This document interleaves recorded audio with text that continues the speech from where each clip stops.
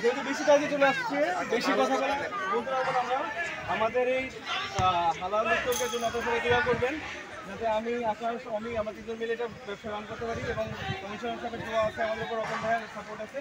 আমরা অল্প কিছু ভাইয়াকে দিতে চাই একটা কমিশনের সহযোগিতা ব্যবসা এবং যারা